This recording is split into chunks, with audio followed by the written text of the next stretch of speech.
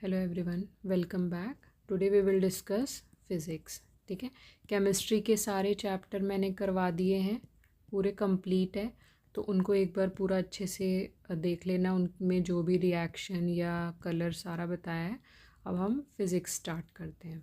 ठीक है, इसमें भी हर एक डायग्राम बहुत इंपॉर्टेंट है। सबसे पहली हमारी एनसीईआरटी की डायग्राम 12.1 फिगर। इसमें क्या है कि हमारे पास पूरा ये कंप्लीट सर्किट है। ठीक है, क्लोज्ड है यहाँ पे इसका की, और ये पॉजिटिव टर्मिनल होता है बैटरी का, ये स्मॉल वाला नेगेटिव होता है।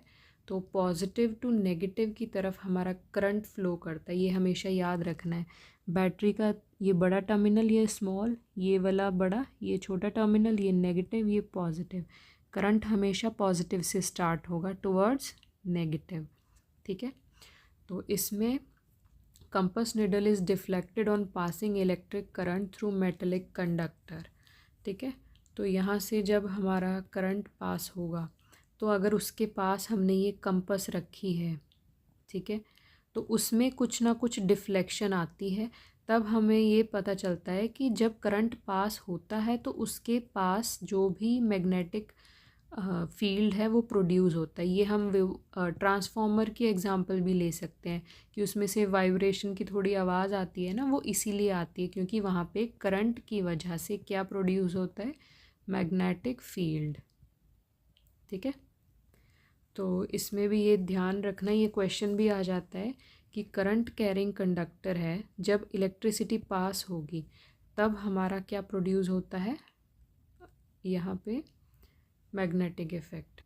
इस कंपस में डिफ्लेक्शन होगी। ठीक है, उसकी वजह से क्या होगा, यहाँ पे सबसे पहले करंट पास हुआ, फिर डिफ्लेक्शन हुई कंपस में, और उससे हमें ये पता चलता है कि करंट की वजह से यहाँ पे क्या प्रोड्यूस हो रहा है, मैग्नेटिक फील्ड। मैग्नेटिक फील्ड कहाँ, अराउंड दिस वायर, ये पूरे सर्किट में। और नेक्स्ट है हमारे पास ये बार मैग्नेट है, ये नॉर्थ पोल है, ये उसका साउथ पोल है। तो इसमें यहाँ पे ये आयरन फिलिंग्स यहाँ पे डाला गया है, उससे हमारे पास ये मैग्नेटिक फील्ड लाइंस प्रोड्यूस हो रही है। इनको अगर ध्यान से ऑब्जर्व करें, यहाँ पे एकदम कंडेंस्ड है, यहाँ पे भी, यहाँ पे थोड़ा दूर दूर है। तो ये प्रॉपर्टी भी है मैग्नेटिक फील्ड लाइंस की कि यहाँ पे एकदम पास होगा, यहाँ पे थोड़ा दूर दूर होगा, और ये हमेशा एक क्लोज्ड सर्कुलर लूप के में एग्जिस्ट करती हैं, और आपस में कोई भी दो लाइंस ऐसे कभी इंटरसेक्ट नहीं करेंगी। ठीक है, तो इसमें इतना ही है याद करने के लिए। नेक्स्ट हमारा है ये मैग्नेटिक फील्ड लाइन। कंपस के साथ हमने यहाँ पे बना सकते हैं कि कंपस की यहाँ पे नॉर्थ और साउथ डायरेक्शन को अलाइनमेंट होगी, वहाँ को हम इसके आसपास रखते जाएंगे। ठीक है, तो वहाँ पे हमारे पास पूरा क्या मिल जाएगा, हमें मैग्नेटिक फील्ड लाइन इन ये क्लोज्ड लूप या सर्कुलर शेप में। ठीक है, और ये बार मैग्नेट के अराउंड बना के बताई गई है, ये मोस्ट इम्पॉर्टेंट है। ठीक है, ये आ भी जाती है बनाने के लिए कि draw magnetic field lines around a bar magnet. और ये वाला भी इम्पॉर्टेंट है, नेक्स्ट डायग्राम हमारा बहुत, इसमें से क्वेश्चन पूछ लेते हैं कि स्ट्रेट हमारे पास कॉपर वायर है, और उसके ऊपर हमने कंपस यहाँ पे प्लेस की है, और deflection in the needle become opposite when direction of current is reversed. अगर हमारे पास करंट इस तरफ को है, यहाँ पे ऑब्जर्व करें, यहाँ पॉजिटिव से स्टार्ट हो रहा है, इधर है, तब हमारी निडल इस तरफ को पॉइंट कर रही है। लेकिन जब हमने करंट इस तरफ को कर दिया, पॉजिटिव टू नेगेटिव तो होगा ही, तो डायरेक्शन चेंज कर दी जब हमने करंट की, तब हमारी डिफ्लेक्शन पहले इस तरफ थी। ठीक है, यहाँ पे किस तरफ को हो गई, ये नॉर्थ पॉइंट देखो इस तरफ को है ना, इसका पॉइंटेड एज, ये एज, तो ये इस तरफ को हो गई। तो इससे हमें ये पता चलता है कि अगर हम अपने सर्किट में करंट की डायरेक्शन चेंज करते हैं, इधर है तो हमारी इस तरफ डिफ्लेक्शन थी, अगर करंट इस तरफ को है हमारा तो डिफ्लेक्शन भी इधर हो जाएगी।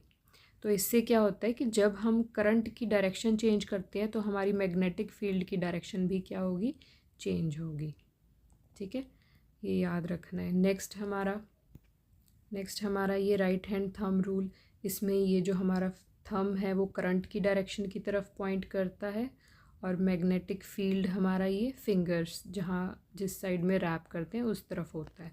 तो यहाँ पे भी यही बताया गया है, सेम जो ये डायरेक्शन ऑफ करंट कैसे वेरी करता है मैग्नेटिक फील्ड को, यहाँ पे भी अगर हमारा करंट नीचे की साइड है, अगर उसके अंदर ये हम right hand thumb rule apply करें, नीचे की साइड को है, तो हमारा ये मैग्नेटिक फील्ड लाइंस इस तरफ को पॉइंट, ये यहाँ पे एरो देखो ध्यान से, यहाँ पे इस तरफ को किया हुआ है पॉइंट इधर को, तब हम राइट हैंड थंब रूल लगाएंगे। हमारी अगर थंब नीचे की साइड को है, फिंगर्स इस तरफ जाएंगी हमारी, ठीक है। तो ये दोनों सेम है, ये वाला भी सेम, यहाँ पे भी हमारा क्या लगेगा, ये राइट हैंड थंब रूल, ठीक है। ये याद रखना है properly.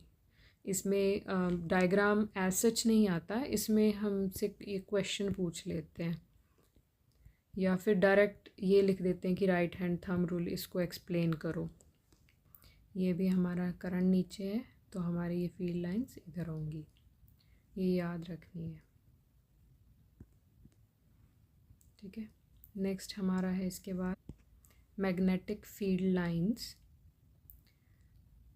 Produced in a current carrying, यहाँ पे एक सर्कुलर लूप, 3 होते हैं हमारे इसमें, ठीक है। फर्स्ट ये हमारा स्ट्रेट कंडक्टर था, हमारा करंट यहाँ पे स्ट्रेट वायर में प्रोड्यूस हो रहा था, यहाँ पे हमारे पास सर्कुलर लूप में प्रोड्यूस हो रहा है, और तीसरा हमारा ये होता है सॉलिनॉइड के अंदर, ठीक है।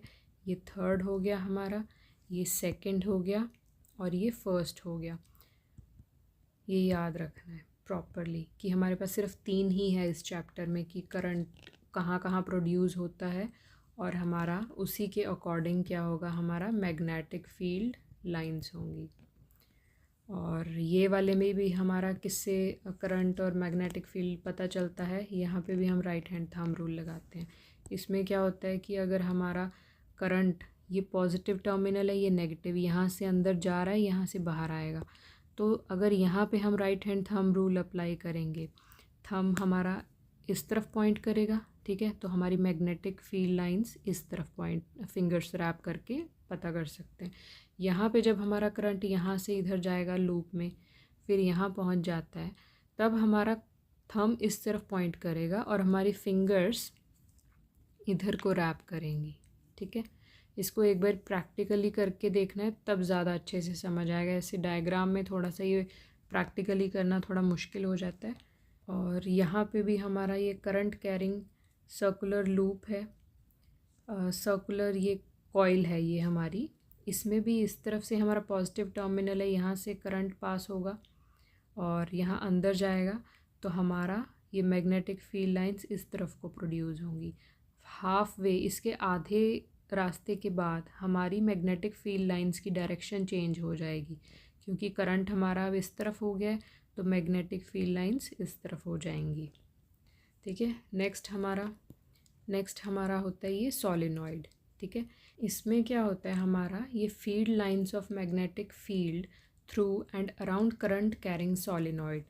तो हमारे पास ये सॉलिनॉइड होता है, यहाँ पे इसको बनाते कैसे हैं, ये स्ट्रेट लाइन, फिर यहाँ पे ये वायर, फिर ये नीचे को यहाँ पे हम इसके बैटरी लगा देते हैं, और यहाँ पे इसका हम लगा देंगे की, ठीक है। और बस यहाँ से पॉजिटिव टर्मिनल है, ये छोटा वाला नेगेटिव, तो करंट इधर से ही फ्लो करेगा, यहाँ से इधर आएगा वापस। लेकिन इस कॉइल के अंदर भी हम राइट हैंड थंब रूल लगा के ये हम अपनी यहाँ पे मैग्नेटिक फील्ड लाइंस ड्रॉ कर सकते हैं, ठीक है। इसमें भी सेम यही रहेगा राइट हैंड थंब रूल, और इनकी डायरेक्शन हमारे पास यहाँ पे रहेगी इस तरफ को, और नीचे वाली साइड हमारी रहेगी इस तरफ को, ठीक है। और इसके बाद यहाँ पे नीचे नेक्स्ट हमारा इसके बेसिस पे डायरेक्टली थियोरेटिकल क्वेश्चन ही आता है, और ये भी मोस्ट इम्पॉर्टेंट है। Current carrying solenoid coil is use to magnetize steel rod inside it, और ये क्या कहलाता है, हमारा इलेक्ट्रोमैग्नेट। ये भी क्वेश्चन बहुत बार पूछ लेते हैं कि हमारा इलेक्ट्रोमैग्नेट क्या होता है, कि ये जो हम यहाँ पे सॉलिनॉइड के अंदर, अगर मान लो यहाँ पे बीच में हमने सॉलिनॉइड के अंदर यहाँ पे हमने ये रख दिया, यहाँ पे स्टील रॉड, उसको मैग्नेटाइज करने के लिए, तब हमारा क्या बन जाता है, ये इलेक्ट्रोमैग्नेट। यहाँ पे ये रखी हुई है उन्होंने स्टील रॉड, ठीक है। तो उससे हमारा ये पहले हमारा सॉलिनॉइड था, ये सिर्फ यहाँ पे अकेला सॉलिनॉइड था, लेकिन जैसे ही हमने यहाँ अंदर इसके स्टील रॉड रख दी तब हम उसको क्या बोल देंगे, उसका नाम दे देंगे हम इसको इलेक्ट्रोमैग्नेट। ये याद रखना है, ठीक है। और इसके बाद नेक्स्ट हमारा है ये भी बहुत इम्पॉर्टेंट हो जाता है ये वाली डायग्राम।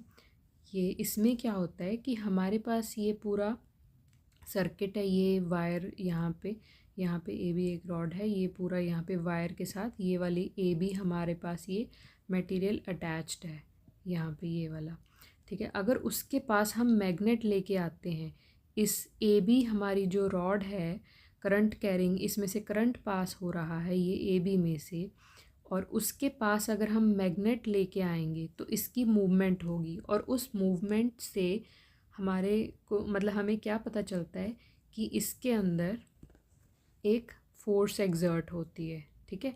तो वो फोर्स से क्या होता है, इसकी मूवमेंट होती है, ये मूव होता है। तो ये बस याद रखना है। और इसमें experiences of force perpendicular to the its length and magnetic field, यहाँ पे हमारा क्या लगेगा, ये फ्लेमिंग का लेफ़्ट हैंड रूल, वो भी अगर आता हो यहाँ पे मैंने ये नीचे एक्सप्लेन किया है, ये फ्लेमिंग्स लेफ़्ट हैंड रूल है, ठीक है। इसमें हमारे पास ये थंब मोशन को रिप्रेजेंट करता है कि जो मैंने ये बताया ना ये मूव करेगा, ये मूव कौन सी डायरेक्शन में करेगा वो हमें इससे पता चलता है, फ्लेमिंग्स लेफ़्ट हैंड रूल से इसकी मूवमेंट। तो इसकी ए बी की हमारी मूवमेंट इस तरफ होगी, ये परपेंडिकुलर, मैग्नेटिक फील्ड हमारा अगर इस तरफ है, इधर हमारी क्या होगी, ये मोशन, इसकी मीन्स मूवमेंट, और हमारा करंट अगर इस तरफ है मीन्स इसमें हमारे पास फील्ड, फोर्स और करंट, ये आपस में तीनों क्या होते हैं, म्यूचुअली परपेंडिकुलर होते हैं, मीन्स 90 डिग्री का एंगल बनाते हैं ये आपस में। मीन्स ये हमारा इस तरफ कोई इलेक्ट्रॉन मूव कर रहा है, इधर मैग्नेटिक फील्ड लाइन्स है, तो ये भी 90 डिग्री का एंगल बना रहे हैं आपस में, तो हम फ्लेमिंग्स लेफ़्ट हैंड रूल लगाते हैं। ये वाला भी मोस्ट इम्पॉर्टेंट क्वेश्चन है, और ये डायरेक्ट क्वेश्चन 2-3 बार आया भी हुआ है प्रीवियस ईयर्स में। उसमें बोला है कि अगर यहाँ पे इसके पास हम मैग्नेट लेके आते हैं, एक करंट कैरिंग हमारे पास ये रॉड है, इसमें से यहाँ पूरा करंट पास हो रहा है, और उसके पास अगर हम मैग्नेट लेके आएंगे इस रॉड के पास, तब इसकी मूवमेंट होगी या नहीं होगी, तब हम बोलेंगे कि येस इट विल मूव। और किस तरफ को मूव करेगा, इसके परपेंडिकुलर, जिस तरफ को हमारा मैग्नेटिक फील्ड है उसके परपेंडिकुलर, या फिर करंट के रिस्पेक्ट में बोलेंगे तब भी ये 90 डिग्री का एंगल बनाएगा, ठीक है। तो ये पूरा अच्छे से याद रखना है, ये भी इम्पॉर्टेंट है ये वाली डायग्राम हमारी। तो ये experience is a force perpendicular to its length, ठीक है, एंड मैग्नेटिक फील्ड दोनों के परपेंडिकुलर होगा। इसके बाद हमारी लास्ट डायग्राम है इस चैप्टर की, ये भी काफ़ी इम्पॉर्टेंट है। ये एज सच डायरेक्ट तो नहीं आती, इसमें भी क्वेश्चन पूछ लिया जाता है, तो वो याद रखना है। इसमें क्या होता है, हमारे पास ये है अर्थ वायर, और ये है लाइव वायर, ये न्यूट्रल वायर, ठीक है। ये इलेक्ट्रिसिटी बोर्ड से जो भी हमारे यहाँ पे बिजली आ रही होती है और मीटर तक, और उसके बाद ये हमारा डिस्ट्रीब्यूशन बॉक्स होता है, बाहर हमारे घर के मेन स्विचेस होते हैं, यहाँ फ्यूज़ होता है, और ये हमारे घर के अंदर होता है। मेन इसमें बस ये डोमेस्टिक सर्किट है, ये डायग्राम एज सच तो कभी नहीं आई है, लेकिन फिर भी क्वेश्चन बहुत बारी आ जाता है कि इस हमारा जो अर्थ वायर है इसका फंक्शन क्या होता है। तो ये भी याद रखना है कि जब भी ओवरलोडिंग होती है, कहीं भी किसी भी सर्किट में ओवरलोडिंग होती है अगर करंट की, तो जितना भी एक्सेसिव करंट होता है वो करंट सारा क्या हो जाता है, एब्जॉर्ब कर लेता है। कहाँ, अर्थ में, क्योंकि अर्थ हमारा क्या है, अर्थ हमारी है इनफाइनाइट एब्जॉर्बर। जितनी भी जब बारिश होती है तो बिजली होती है, तब उस टाइम पे भी जितनी भी सारी इलेक्ट्रिसिटी या जो भी शॉर्ट सर्किट हो या फिर नेचर में जो लाइटनिंग होती है वो सारी की सारी अर्थ ही एब्जॉर्ब करती है, क्योंकि ये इनफाइनाइट एब्जॉर्बर है, ठीक है। ये याद रखना है प्रॉपरली। और इसमें बस इतना ही था इस चैप्टर में, और जितने भी बाकी सारे चीज़ें करवाई है उनको प्रॉपरली रिवाइज़ करना है, और जो भी अगर कुछ डाउट हो तो you people can ask, and also जो भी चीज़ें करवाई है उनको पूरा अच्छे से क्या करते रहना है, रिवाइज डेली, ठीक है, रीड करते रहना है और अपने आप वो सारा कुछ लर्न हो जाएगा अगर उसको रिपीटेड रिवीजन दोगे तो thank you so much, stay tuned and keep practising.